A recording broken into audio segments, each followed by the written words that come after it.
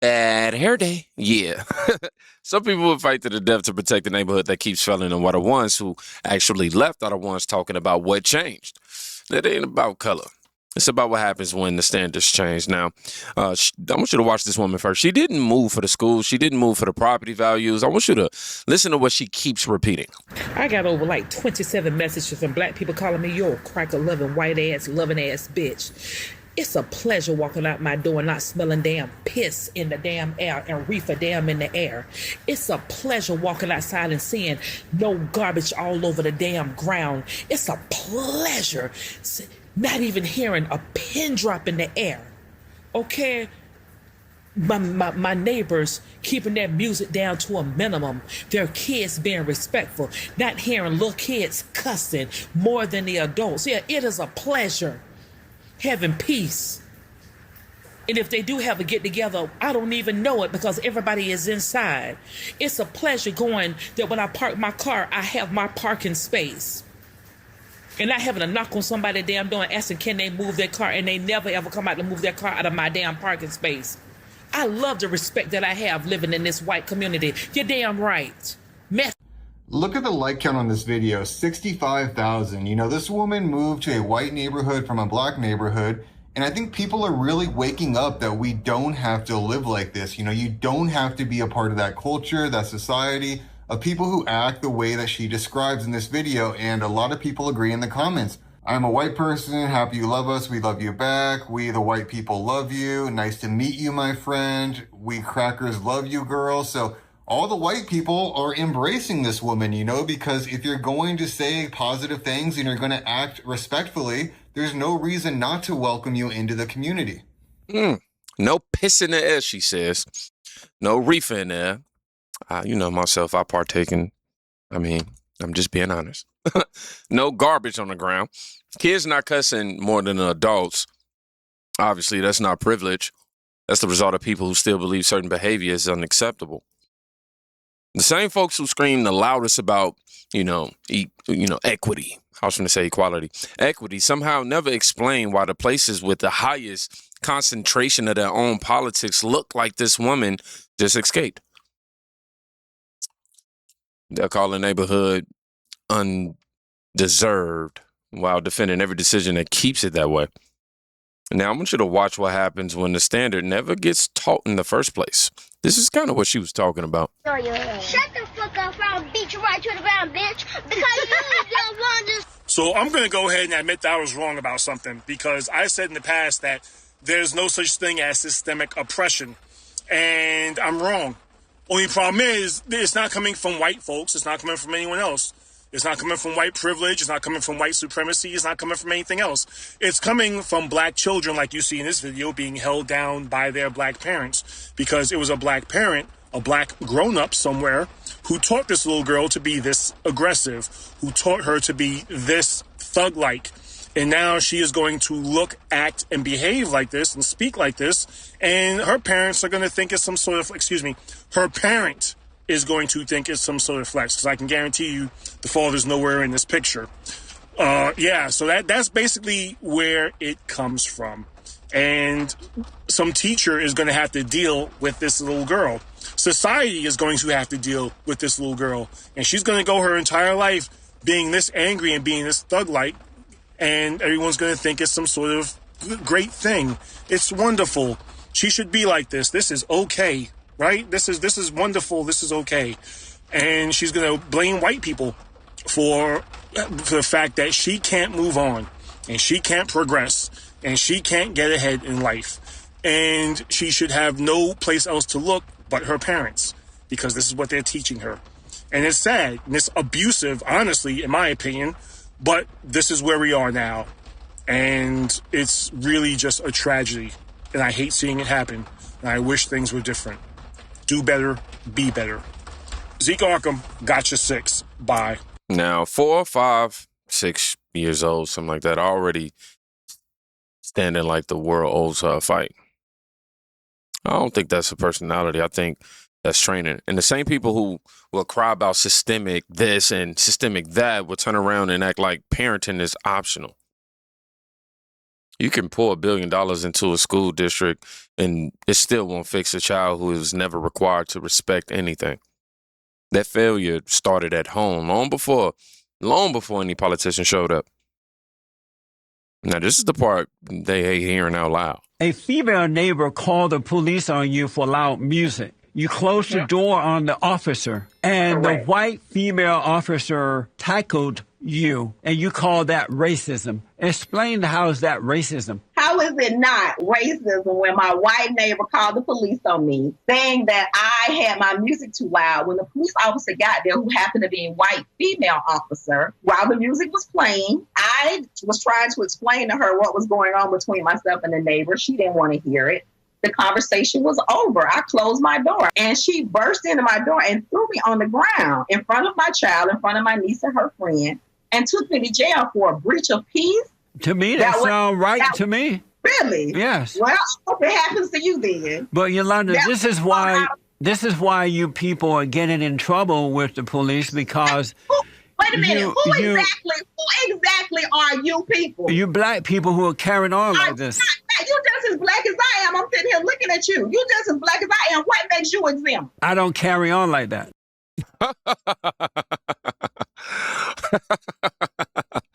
Now, you know, she's on the ground yelling racism. He's sitting there like, yeah, that tracks. You know, when your first move in every conflict is to accuse instead of examine, you keep running into the same wall. You know, the left has spent decades teaching people that the problem is always outside of them.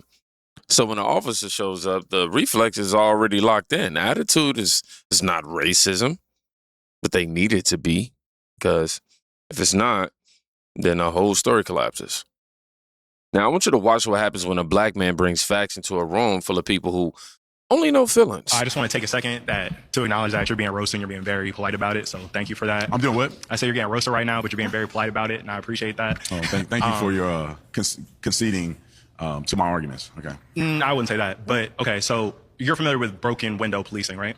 I'm familiar in part. Yeah, just for people that don't know, it's just a uniform enforcement of both significant and insignificant. What is up with the nose ring? What is it? What is up with the nose? Every single libtard on this damn debate have these damn nose rings in their nose. Why can't nobody conduct themselves not only in a professional manner, right? But why come no man in this debate wearing a suit and freaking tie, man?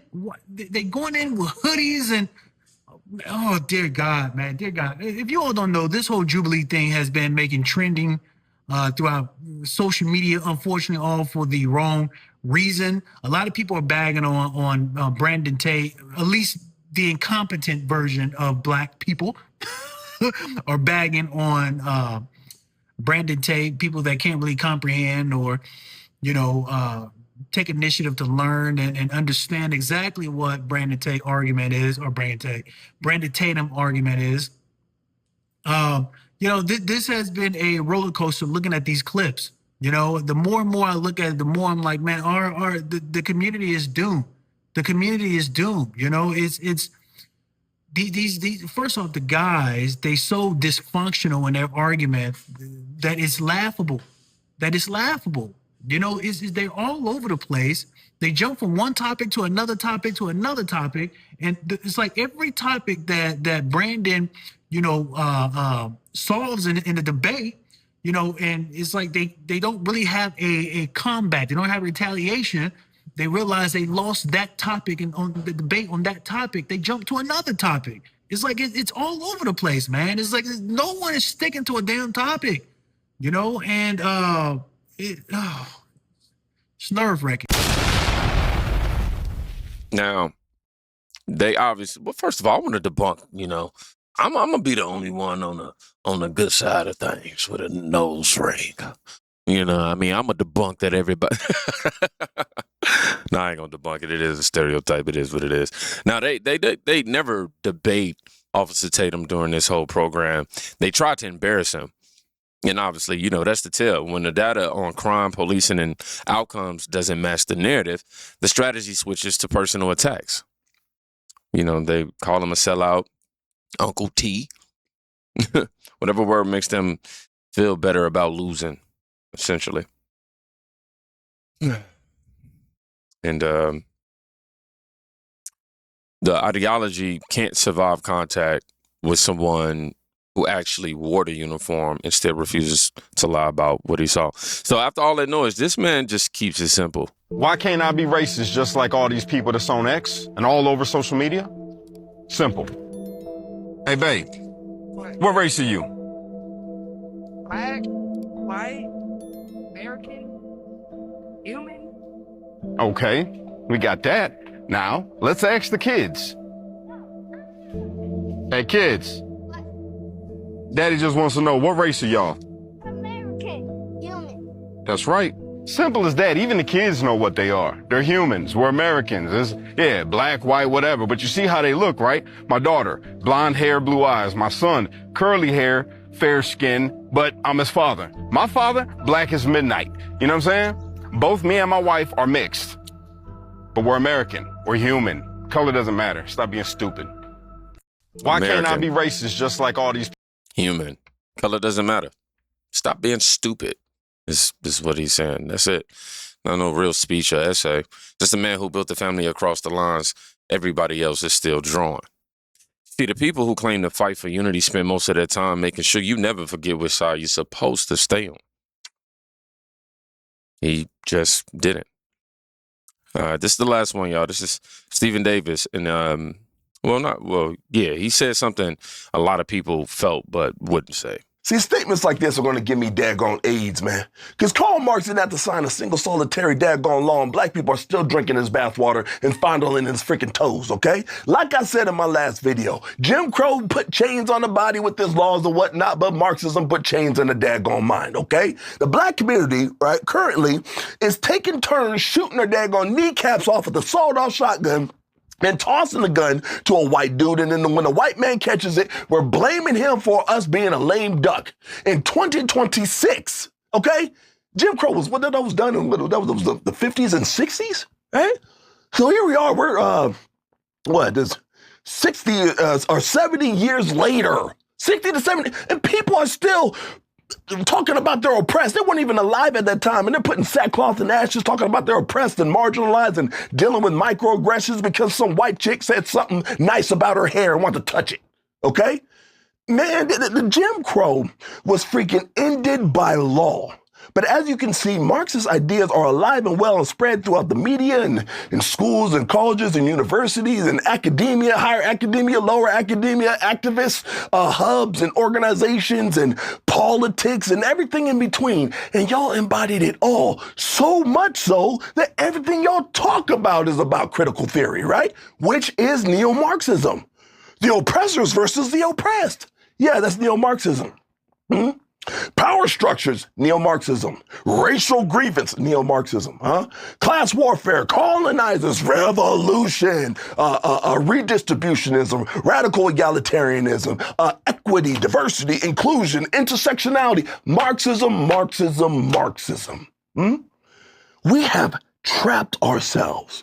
We are killing ourselves. We're killing each other. We're killing our babies. We're segregating ourselves, or we got this criminality. We are rioting. We got this weakness, this internalized weakness. We have a poverty mindset. We have dependency. Yes, Jim Crow did do a number on us. And then Marxism said, man, hold my beer. Now, Jim Crow was evil. Nobody denies that. But the ideology that came after it, the one that keeps telling black people, their success is limited by forces outside of, their control, has done more damage over a longer period of time. It replaced responsibility with resentment. It turned every personal failure into a political talking point. And the same people who claim to be fighting for us are the ones still selling that story the hardest. I'm just saying, look at the order. A woman who left and found peace. Ziggy, turn volume to 2. A child who was never given a chance because nobody required anything of her. Man pointing out that attitude gets you in handcuffs faster than skin color. A black man who, Officer Tatum, by the way, who used to wear a badge getting attacked for telling the truth. than a father who raised his kids inside the race obsession, and a man willing to say the ideology that came after Jim Crow might be the heavier chain. None of this is complicated. It's just uncomfortable for the people who built their entire identity around the opposite story. You can keep blaming the air, the history, the system, the neighbors, or you can look at what actually produces quiet streets, respectful kids, and families that don't fall apart. The choice has always been there. Some people just refuse to make it. So I want you to drop the word difference in the comments if you made it to the end of this video. And I'll leave out with this. Whatever you do, work heartily as for the Lord and not for man. This is Colossians 3:23. Be safe. Please go check on somebody today. You can quite literally be saving their life. Peace.